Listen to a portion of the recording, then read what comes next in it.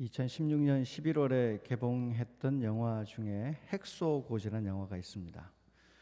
패션 오브 크라이스트를 만든 멜 깁슨이 메가폰을 잡았습니다. 2차 세계대전에 참전했던 데스몬드 도스라는 실존 군인의 이야기를 배경으로 한 영화입니다. 일본이 미국 진주만을 폭격하자 미국 청년들이 자원 입대 또는 징집을 통하여 군에 들어갑니다. 데스몬드는 군수공장에서 일하기 때문에 징집되지 않았지만 그는 동네 청년들처럼 자원하여 군에 들어갑니다. 하지만 한 가지 딜레마를 안고 있습니다. 그는 총을 거부하는 양심적 병역 거부자입니다. 총을 잡지 않아도 되는 의무병 분과로 참전할 수 있을 거라 모병관이랑 이야기를 마친 후에 군대에 들어가지만 막상 훈련소에 들어가자 애초에 있었던 약속은 휴지 조각이 되어버립니다. 그러나 그는 신념을 지키기 위해서 총을 받는 것도 거절하고 사격 연습도 거절하며 자기의 삶을 군대 안에서 살아가려 합니다. 부대에서는 이런 데스몬드를 설득하기 위하여 온갖 방법을 동원합니다. 겁쟁이라고 조롱하기도 하고 때로는 동료들이 담요로 말아서 폭행도 하고요. 상관들은 명령 불복종죄로 기소해서 감옥에 보내요. 감옥에서 제대시키려고 하거나 또는 정신적인 문제가 있는 걸로 처리해서 의가사 제대를 시키려고 무지 노력을 합니다. 그러나 모든 노력은 데스몬드의 참전하겠다는 의지를 꺾지 못합니다. 결국 여러 가지 중간중간 상황을 넘어서 그는 자신이 원하던 대로 의무병 분과로 참전합니다. 그가 투입된 곳은 일본 본토 최후 방어 거점이었던 오키나와 섬에 있는 핵소고지였습니다. 쏟아지는 총알과 포탄에 동료들의 몸이 공중으로 분해되어 흩어지고 자기를 겁쟁이라 불렀던 용감했던 군인들이 오히려 포탄 소리에 겁쟁이가 되어가는 현장입니다. 그러나 데스몬드는 그 와중에서 놀라운 용기를 보여줍니다. 부대가 모두 후퇴해갈 때 부상병들을 참아 버리지 못해서 홀로 고지 꼭대기에 남아 일본군 틈새에서 밤을 지새며 혼자서 75명이나 되는 부상병들을 절벽 밑으로 몸을 묶어 내려보내어 구원해냅니다. 그러니까 75명을 혼자서 총을 가지지 않은 채로 사람을 구해서 치료받게 해서 부대원을 구해내죠. 그러면서 부대원들은 그가 가장 용기 있는 사람이다라고 칭찬을 하고요. 나중에 훈장을 2개나 받습니다. 이 영화에서 참 부러웠던 것은 그 전쟁통에서도 한 개인의 신념을 어찌했거나 남겨두는 거잖아요. 그를 부수어서 다른 방식 처리도 할 수 있었지만 그가 자신의 신념대로 자신의 신념을 부러지게 하지 않고 살아갈 수 있는 방법을 그 와중에서도 모색해서 허락했다는 사실이 아직까지 굉장히 좀 부럽기도 하고 놀라운 사실이기도 합니다. 우리 영화 속의 데스몬드 도스가 총을 잡지 않은 가장 근본적인 이유는 오늘 본문에 나오는 살인하지 말라는 계명 때문입니다. 그는 살인하지 말라는 이 계명이 평상시뿐만이 아니라 전쟁 상황에서도 그리고 모든 상황에서도 지켜야 할 규칙, 하나님의 명령이라고 해석을 했습니다. 이렇게 해석하는 전통을 우리는 절대평화주의라고 부릅니다. 파시피즘이라고 하는데요. 절대평화주의라고 부릅니다. 영화 속의 데스몬드 이병의 종교는 제7일 안식교 교인이에요. 제7일 안식교 교인이고 또 우리 사회에서 이런 형태의 징집 거부를 하는 분들은 대부분 여호와의 증인이라는 이단이죠. 그러니까 이것 때문에 우리가 영화 보면서 좀 불편할 수 있는데 그럴 건 없는 것이 이단들이 어디서 배워왔냐면 기독교 전통에서 가져온 거예요. 기독교 전통 안에는 모든 종류의 폭력을 거부하는 정신이 있습니다. 지금도 있습니다. 절대평화주의의 정석은 역시 퀘이커 교도, 아미쉬, 우리 미국 가면 옛날 옷 입고 마차 타고 다니는 분들 계시잖아요. 아미쉬, 메노나이트 같은 분들이 절대평화주의를 추구하는 분들입니다. 예수님의 비폭력 가르침을 지금도 그대로 순종해서 오른뺨을 때리면 왼뺨도 실제로 돌려대며 살아가는 분들입니다. 이분들은 자기 가족을 죽인 이들을 찾아가서 그를 사랑으로 포용하고 예수님 말씀대로 해보려고 애를 쓰는 분들이죠. 일반 분들이 동의하기가 쉽지는 않지만 이 전통은 기독교에서 매우 중요한 전통입니다. 회복적 정의, 비폭력 대화와 같이 요즘 사회에서 굉장히 갈등을 해결하고 화해시키는 데 유효한 자산들이 그분들을 통해서 우리 사회로 흘러나왔기 때문입니다. 자, 여러분은 어떠세요? 여러분 데스몬드처럼 모든 상황에서의 살인을 거부하는 분입니까? 아니면 필요할 때는 정의를 위해서 싸워야 된다고 여기십니까? 남자의 경우 군대를 갔다 오셨다면 이미 절대 평화주의자는 아닙니다. 양심적 병역 거부에 해당하지 않거든요.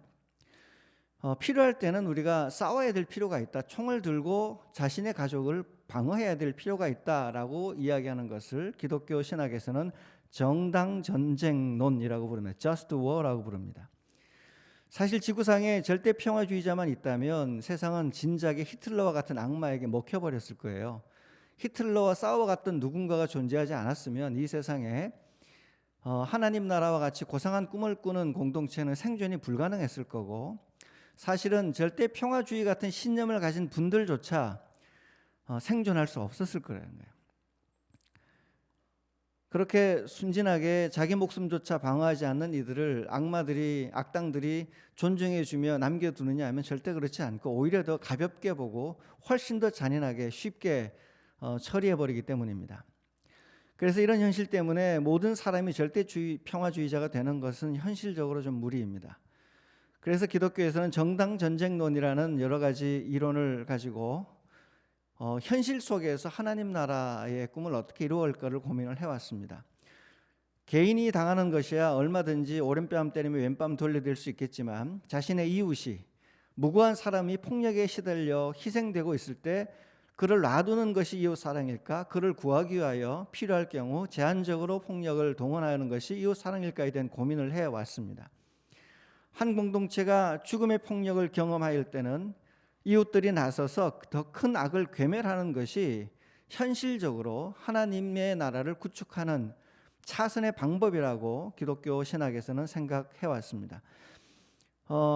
선악이 분명한 싸움일 경우에 제한적 폭력을 동원하여서라도 더 악한 상대를 제압할 필요가 있다라고 해온 거죠.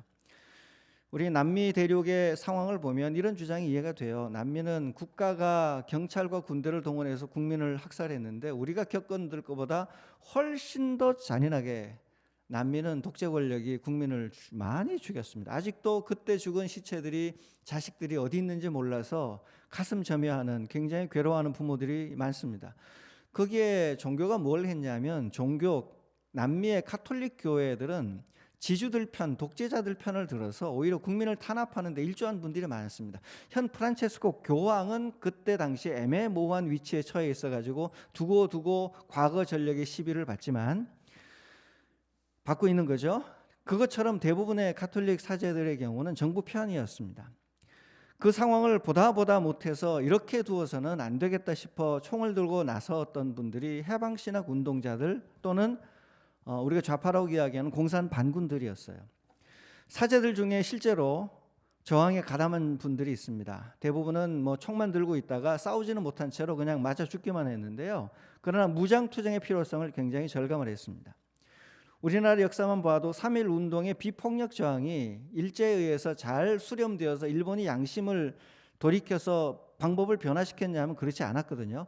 훨씬 더 잔인한 방식으로 3.1 운동 이후의 과정을 탄압해 왔기 때문에 우리 역사에서도 그 이후에 무장 독립 투쟁의 필요성이 급격히 나오면서 임시정부가 세워지고 다양한 형태의 일본에 저항하는 운동들이 생겨났습니다. 이게 역사거든요.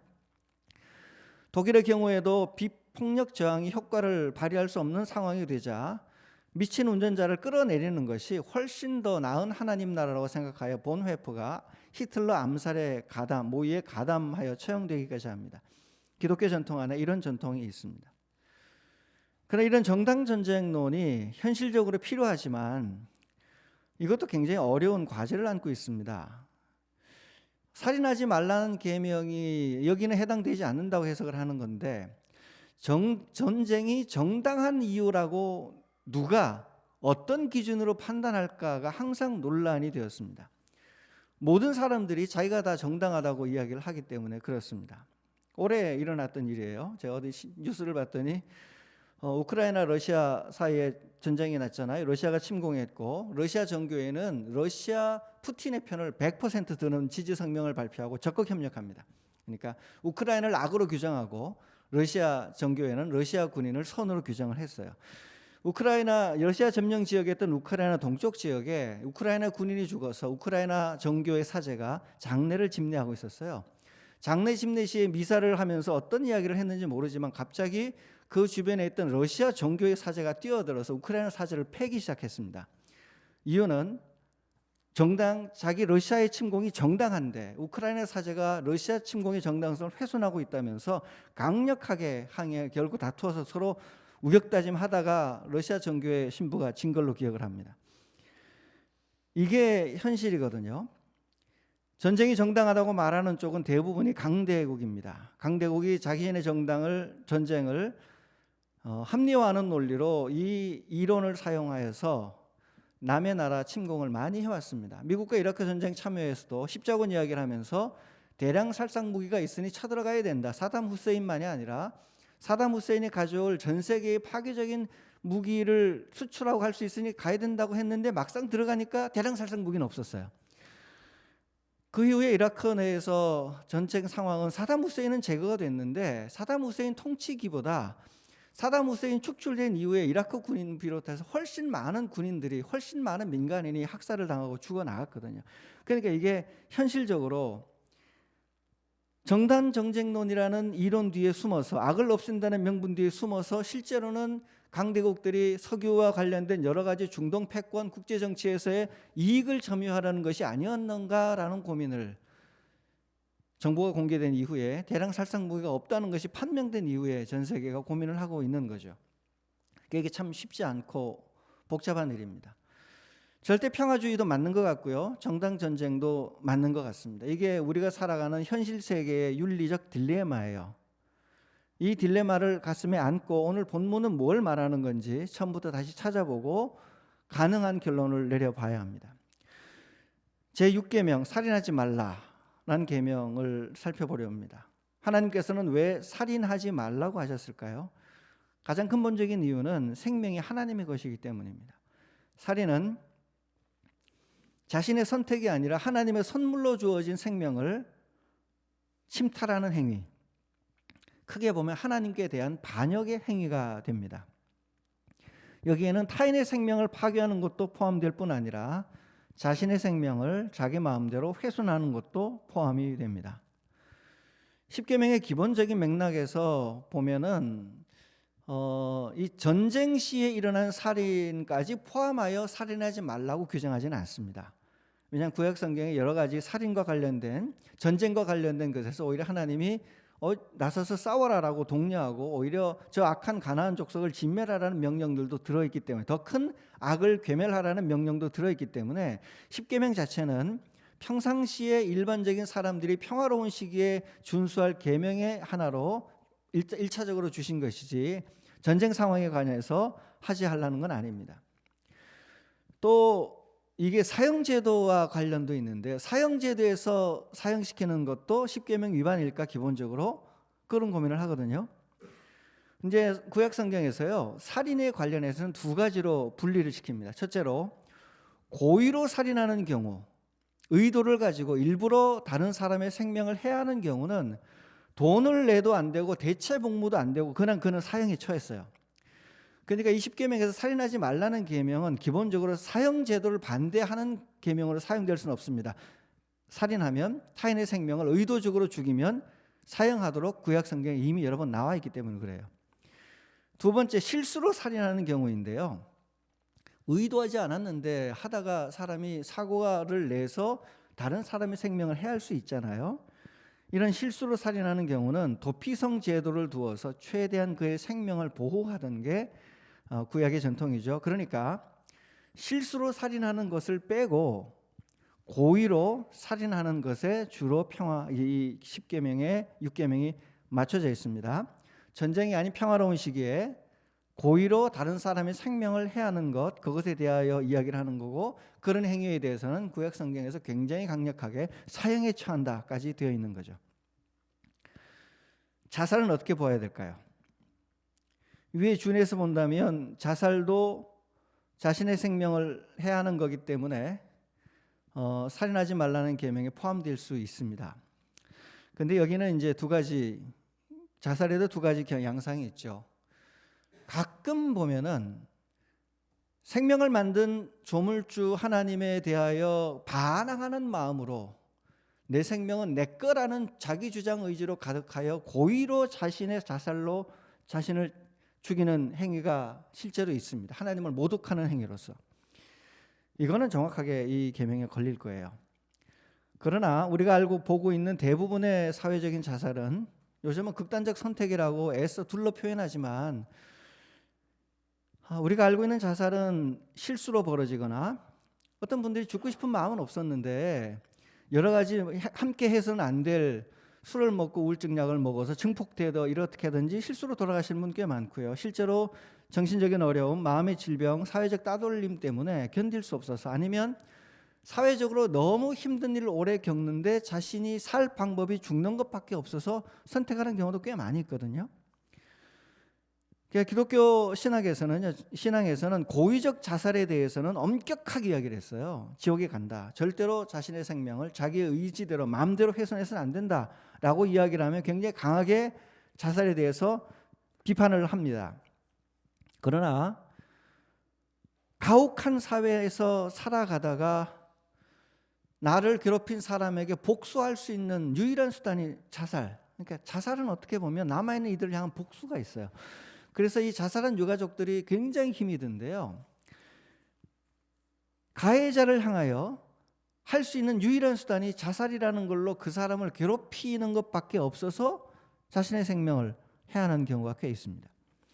고 장자연이라는 여배우의 삶을 생각해 보십시오. 그의 안타까운 죽음을 누가 자살이라고 비난할 수 있겠습니까? 이런 장자연 같은 여성의 죽음에 대해서 자살이라고 기독교 신학적으로 정죄해서 그를 정죄하는 것은 예수님의 정신과 전혀 맞지 않는 잘못된 적용입니다. 그를 죽음에 이르게 한 언론 권력, 지금도 여전히 우리 사회에서 서슬퍼렇게 살아있는데 죽음에 이르게 한 사람들은 아무런 죄값도 치르지 않고 멀쩡하게 살아있는데 죽는 것 외에 길이 없어서 죽음으로라도 진실을 밝히며 복수하고 싶어서 삶을 마감한 그를 두고 누가 자살이라고 정죄할 수 있겠습니까? 그는 사회적으로 타살된 거죠. 우리는 그런 분들의 억울한 피해가 해소될 수 있도록 노력을 해야 되고 남아있는 유족들과 그의 친구들을 지극한 사랑으로 불쌍히 여기고 돌보는 일이 교회 그리스도인들에게 주어진 일입니다. 정의가 실현되어야 그 눈물이 없어질 것이니까요. 그것이 하나님의 사랑이거든요. 그런 방식으로 오늘 살인하지 말라는 계명은 좀 복잡한 맥락에서 고의적으로 하나님께 반항하는 의미로 하는 살인에 대해서 1차적으로 하지 말라고 말하는 계명입니다. 자, 이 계명을 개인적 차원에서 사회적 차원으로 좀 넘겨볼까요? 우리 계속 묵상하고 있듯이 10계명은 그 사회의 여론 주도층인 자유민 남성들에게 주로 주었던 계명이죠. 1차적으로 그들이 사회를 여론을 만들어 이런 사회가 되도록 하라고 주신 거니까 살인하지 말라는 계명은 너 개인적으로도 실천해야 되지만 살인하지 않게 되는 세상을 만들어내라는 하나님이 책임 있는 지도자들에게 주시는 계명이기도 합니다. 사회적으로 살인이 일어나는 상황을 방지하라는 계명이 될 수 있는 거예요. 상상해 봅시다. 고대 시대에 어떤 살인이 주로 있었을까요? 자유민 개인 남성이 다른 자유민 개인 남성을 죽이는 살인이 있겠죠. 남자가 남자를, 자유인이 자유인을, 유력자가 유력자를 죽일 수 있습니다. 이런 경우는 이제 사회에 공론화되어서 처벌을 많이 했을 거예요. 귀족이 죽었으면 당연히 그 사회 집중을 받겠죠. 그러나 자유민 남성이 여성을 죽였다면 고대 사회에서는 여성은 소유권의 일부로 처리되었기 때문에 이게 문제가 되지 않았을 거예요. 크게 심각하지 않을 수 있어요. 남자에게 권력이 집중된 가부장 사회 속에서 여성의 희생, 여성이 살해되는 사건들이 벌어졌을 때 오늘 10계명에서는 하나님이 계속 내 남종, 내 여종, 내 가축, 내 소유물 전체가 안식을 누리게 하라라고까지 이야기를 했으니까 당연히 힘없는 여성의 죽음에 대해서 하나님은 그것을 살인이라고 보지 그걸 놔두지 않으시겠다는 그런 세상이 오지 않도록 하라는 거죠. 주인이 종을 죽이면 사회적으로 더 문제되지 않았을 거예요. 옛날 노예는 주인의 처분에 달린 경우가 많고 법이 보호해 준다고 해도 일반적으로 법은 힘 있는 사람들의 편에 많이 섰기 때문에 주인은 처벌받지 않을 수 있어요. 이런 모든 경우까지 하여 권력 또는 노동을 매개로 사람을 죽음에 이르게 하고 살인하게 되는 모든 과정, 평상시에 일어나는 모든 과정에서 살인이 발생하지 않도록, 생명이 희생되지 않도록 하라는 것이 십계명의 가장 중요한 정신이기도 합니다. 이 계명은 우리에게 매우 중요하죠. 노동자들의 죽음은 하루가 멀다고 벌어지고 있습니다. 하지만 책임지는 사람이 없습니다. 여성들의 경우도 마찬가지입니다. 강남역 지하철 화장실에서 홀로 살아가는 자기 집 앞에서 어두운 길거리에서 여성의 생명은 늘 위협받지만 크게 책임을 묻지 못합니다. 사회적으로. 남자들이 피부로 실감하지 못하는 여성들만 느끼는 굉장히 힘든 상황들인 거죠. 올 4월에 삼성전자가 영국에서 스마트폰 광고를 하면서 런던 시내를 조깅하고 있는 여성의 모습을 쫙 보여주었습니다. 그러자 영국 내에서는 비판적인 목소리가 나왔어요. 여성을 위험에 빠뜨리는 굉장히 비현실적이고 나쁜 광고라고 비난하기 시작했습니다. 영국의 현실이니까요. 그러자 한국 네티즌들이 가만히 있지 않았습니다. 그거는 영국의 문제이지 우리나라에서는 가능한데, 영국에서는 야간에 조깅하는 여성은 바보같이 위험에 빠뜨리는 실제 범죄의 표적이 되겠지만, 한국에 와봐라. 한국에서는 밤에 조깅도 많이 한다. 도시 한복판에서. 그러면서 어떤 유튜버는 실제로 영국 여성을 초대해서 한국 밤 치안을 경험하게 해주면서 우리나라가 이렇게 안전하다는 이야기를 많이 했습니다. 밤 치안에 관해서 한국이 압도적으로 안전한 것은 맞지만, 지난 10월 29일 이태원에서 일어난 참사를 보면 우리 사회는 또 다른 문제를 안고 있는 겁니다. 영국처럼 밤에 나가면 위험하다는 걸 알면 사람이 안 나가잖아요. 그런데 우리는 위험하지 말아야 될 곳에서, 위험을 예측할 수 없는 곳에서 생명이 희생되는 사회가 되어버린 거죠. 그 일을 예방하고 그 일을 잘 관리하라고 온 국민이 세금 내어 일을 맡겨놓은 주체들도 일하지 못했고, 권력의 눈치 보느라 뭐라 그랬는지 어쨌든 놓쳐버렸고, 그 사이에 억울한 희생이 끊임없이 벌어져 왔습니다. 그리고 여성 희생자가 남자보다 2배나 많죠. 살인하지 말라는 이 계명은, 그러니까 이런 방식으로 희생되는 세상 자체를 예방하고 그러지 않는 세상을 만들어가라는 명령으로 지금 우리 사회는 잘 들어야 됩니다. 야간 치안이 불안한 사회들은 항상 치안이 좋은 사회로 만들어라는 명령이 되고요. 우리 사회는 예상치 못한 너무 안전해야 될 곳에서 죽음이, 이토록 참혹한 죽음이 일어난다면 이 시스템에서 무엇을 해야 될지를 찾아내라는 것이 오늘 본문이 말하는 하나님의 명령인 거예요. 그런데 우리 상황에 제일 힘든 게 뭐냐면, 상황이 이렇게 끔찍하고 이미 사고가 벌어졌는데 우리 사회에 책임이 있다고 생각하는 사람이 없다는 거예요. 우리 지도자들은 모두들 법 뒤에 숨어서 처벌받지 않을까만 고민하고 법을 피해갈 궁리만 하는 거죠. 내 발언과 내 행위가 법에 저촉되어서 피해오지 않을까를 생각하고, 그 이전에 응당이 있어야 될 양심의 문제, 도덕의 문제에 대해서는 어느 누구도 지도자들이 발언하지 않아요. 이게 안타깝게도 우리 사회는 법 과잉 사회예요. 법 과잉 사회예요. 법 기술자가 너무 빨리 모든 문제를 법으로 재단하는 사회가 되어버렸어요.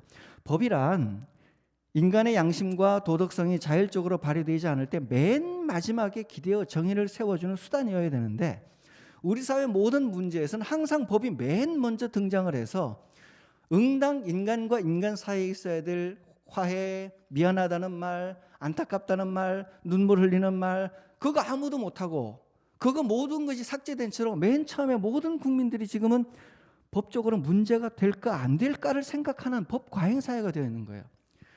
누군가 죽어도, 누군가 피해를 입어도 법적으로 걸리지 않으면 나는 정당하다고 말하지, 양심으로 내 이 일이 법적으로 걸리지 않았지만 이게 문제라고 말할 수 있는 사회가 이미 아닌 거예요.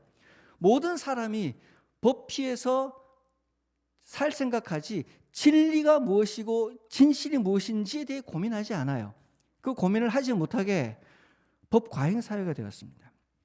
세월호 때도 그랬고, 노동자 사망사고 때도 그랬고, 응당했어야 될 사과는 애매모호하게 법에 저촉되지 않을 정도 이야기만 하지 처음부터 법을 개입시켜버리는 우리 사회는 참 불행한 사회입니다. 양심과 도덕이 할 일 없어진 세상, 법이 처음부터 끝까지 모든 것을 지배하는 세상이 되어버렸습니다. 참 불행한 일이죠. 살인하지 말라는 10계명에 이 살인하지 말라는 것을 그 법에 저촉되는 행위로 파악하니까 이런 일이 벌어지는 거예요. 행위, 살인하는 행위, 법 처벌이 가능한 행위, 사형받을 수 있으니까 살인이 아닌 것처럼 살인을 해놓고도 법을 해석하고 조작하고 영향력을 발휘하고 사법체계에 자신이 알고 있는 모든 돈과 권력을 동원하여 살인을 해놓고도 살인이 아닌 것처럼 만들어내는 것이 우리 사회를 지배하는 우리 사회의 지금 정신, 시대 정신 아니겠습니까? 이 굉장히 일반 국민들로서는 굉장히 불편한 상황이고 동의할 수 없는 상황이죠. 이런 식의 법 해석, 걸리지 않기 위하여, 처벌받지 않기 위하여 모든 일에 맨 처음부터 법을 들먹이며 그리고 법에 걸리지 않으면 무슨 일을 해도 되겠다는 이런 식의 법 과잉 사회를 향하여 정확하게 타격하신 분이 우리 예수님입니다. 예수님은 당시 사회의 법 전문가였던 바리새인들을 향하여 정면으로 부딪혀가며 이런 말씀을 하셨어요. 마태복음 5장 21절부터 22절 말씀입니다. 함께 읽겠습니다. 옛 사람에게 말한 바 살인하지 말라, 누구든지 살인하면 심판을 받게 되리라 하였다는 것을 너희가 들었으나 나는 너희에게 이르노니 형제에게 노하는 자마다 심판을 받게 되고 형제를 대하여 나가라 하는 자는 공회에 잡혀가게 되고 미련한 놈이라 하는 자는 지옥불에 들어가게 되리라.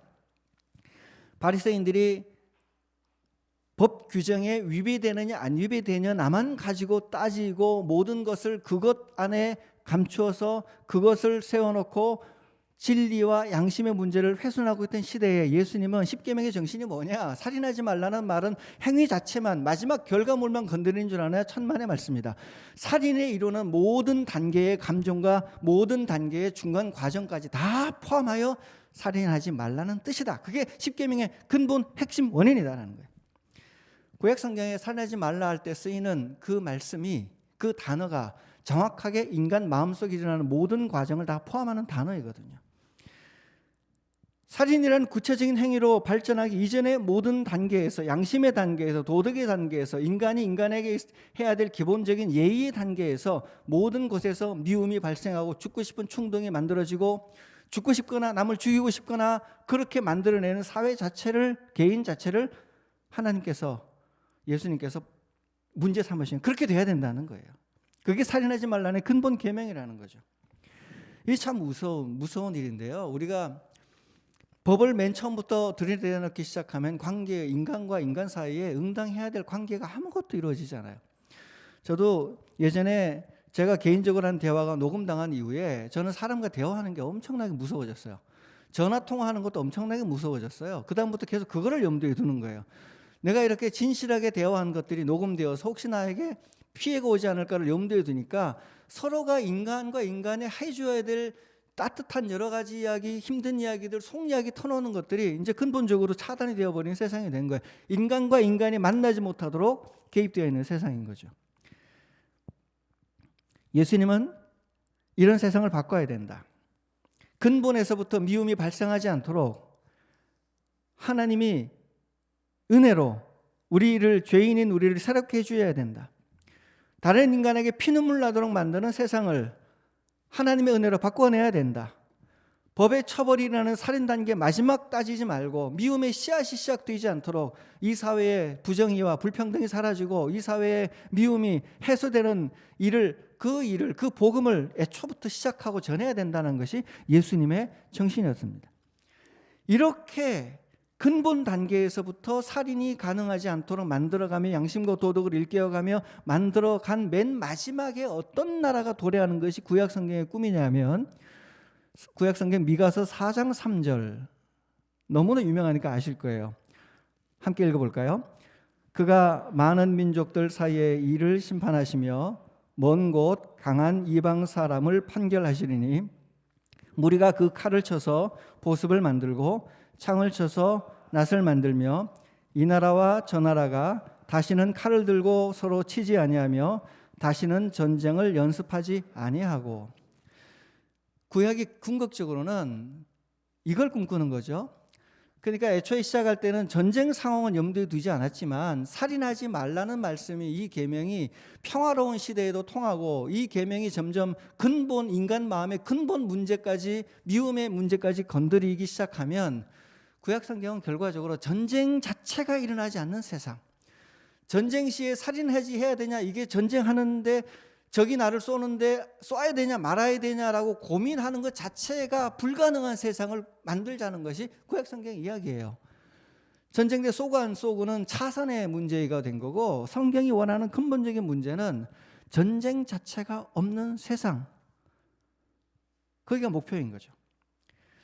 요즘 남북이 군사력 뽐내느라, 전쟁 연습하느라 얼마나 많은 돈을 남과 북이 함께 쏟아부으며 애처로운 돈을 버리고 있습니까? 누가 쏘니까 우리도 쏜다. 또는 이쪽에서는 누가 그렇게 엄청난 연습을 하니까 우리도 쏠 수밖에 없다. 공방을 벌이지만 현실적으로 남북 모두에게 너무도 천문학적인 금액의 돈, 미사일 한 방이 얼마나 비싼데요? 천문학적 금액의 돈이 공중분해되고 있는 거예요. 그 사이에 우리는 우리대로 교육 문제에 투자할 돈이 없어요. 환경 문제에 투자할 돈이 없어요. 청년과 노인 빈곤 문제 해결할 돈이 없어요. 북한은 북한대로 아마 주민들 몇천억 저렇게 써버렸으니 북한 앞으로 얼마나 힘든 상황 굶겠어요. 예수님은 자신의 십자가로, 자신의 십자가의 은혜의 보혈로 인간 마음에서 근본 미움이 사라져서 전쟁 자체가 필요 없는 그런 공간이 되기를 꿈꾸셨다는 거죠. 차별 없이 사자가 어린 양과 함께 꿈꾸는, 강대국과 약소국이 함께 나란히 앉아 테이블에서 같은 밥을 먹으며 살 수 있는 세상을 만들어 가라. 그것까지 살인하지 말라는 계명에 해당되는 성경에 나오는 꿈이라는 거죠. 요즘은 이런 목표를 아까 이야기했던 절대평화주의 또는 정당전쟁론의 한계를 경험하고 요즘 초점을 맞추는 것은 뭐냐면 정의로운 평화라는 단어가 있습니다. Just Peace라는 단어가 있습니다. 강대국이 힘을 발휘해서 군비를 엄청 늘려서 힘의 우위 때문에 상대방이 꼼짝하지 않아서 만들어지는 평화 말고, 사랑이 가득해서, 정의가 가득해서, 인간에 대한 연민이 가득해서 만들어지는 평화, 정의로운 평화, Just Peace라는 운동이 기독교 신앙 안에서 논의가 되고 있습니다. 하나님은 이 평화의 나라, 정의로운 평화의 나라, 팍스 로마나가 아닌, 팍스 아메리카나가 아닌, 팍스 러시아가 아닌 하나님의, 예수님의 보혈의 피로 만들어지는 정의의 평화의 나라를 위해서 그리스도를 부르신 겁니다. 여기에 다양한 형태의 순종이 필요하다고 저는 생각을 합니다. 6계명 살인하지 말라가 전쟁이나 사형제도에 해당되지 않는다고 했지만 근본적으로 예수님도 사형이 필요 없도록, 누군가 다른 사람을 살인하는 처지까지 가지 않도록 애초에 예방하는 나라를 하나님 꿈꾸지 않으셨을까요? 사형제도가 좋은 거라고 말하고 싶지 않으시겠죠. 인간이 거기까지 안 가기를 바라실 테니까, 악마가 되지 않기를 바라실 테니까. 이 현실적인 상황에 맞추어 우리는 우리에게 주어진 현장에서 다양한 방식으로, 다양한 형태의, 다양한 수준의 순종을 할 수 있습니다. 우리 사회는 절대 평화주의자들처럼 완전히 비폭력을 실천하는 이들이 반드시 있어야 됩니다. 그분들을 향해 비겁하다고 말해서는 좀 곤란합니다. 군대 가기 싫어서 감옥에 간다고요? 예전에? 감옥이 훨씬 더 어려워요. 대체 복무 기간은 훨씬 더 길고 3D 업종에 보내잖아요. 우리 사회 제일 하기 싫어하는 업종에 보내잖아요. 저 같으면 군대 가겠어요, 그냥.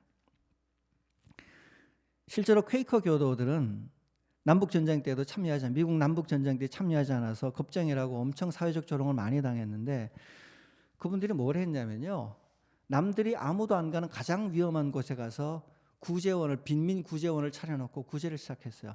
이라크 전쟁이 터졌을 때 전 세계 NGO 단체들이 위험해서 안 가는 곳에 누가 제일 먼저 갔냐, 정부보다 누가 제일 먼저 가냐, 퀘이커 교도들이 그 포탄 쏟아지는 이라크 한복판에 구제소 차려놓고 목숨 걸고 이라크 시민들과 굶주린 사람들 도우려고 애를 썼다는 거예요.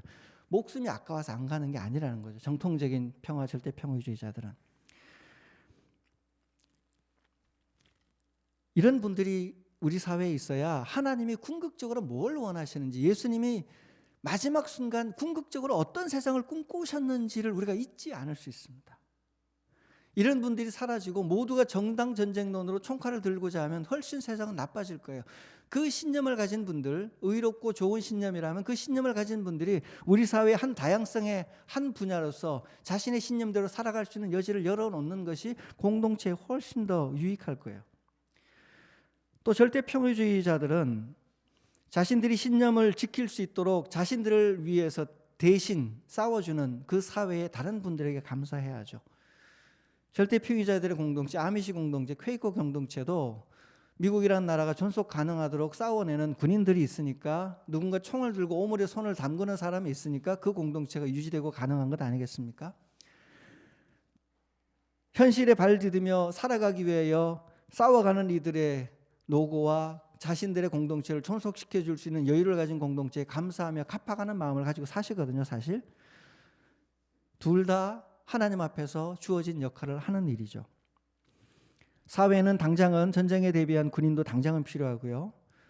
군인들은 또 전쟁하고 싶어서 자신이 훈련한 걸 발산하고 싶어서 난리예요.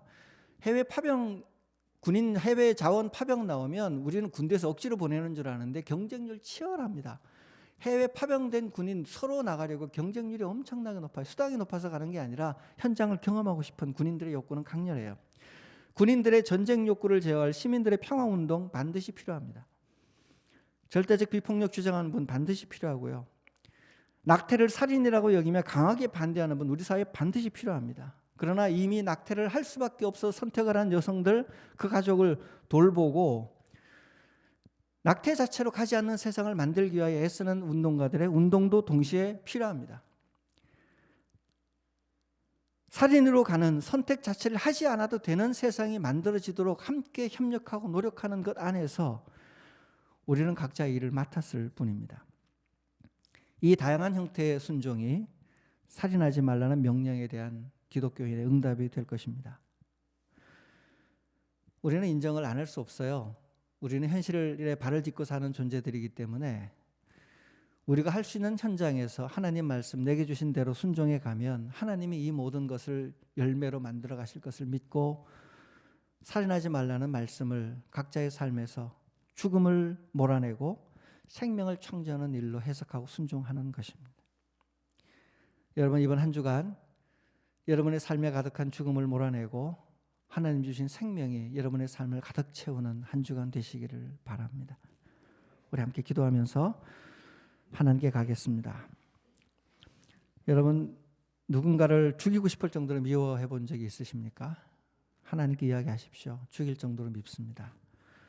그러나 주님, 이 마음이 실행되지 않도록 도와주시고 하나님의 은혜로 그 죽음의 강을 넘어 사랑할 수 있도록 나를 도와주십시오. 하나님 앞에 이 시간 함께 기도하겠습니다.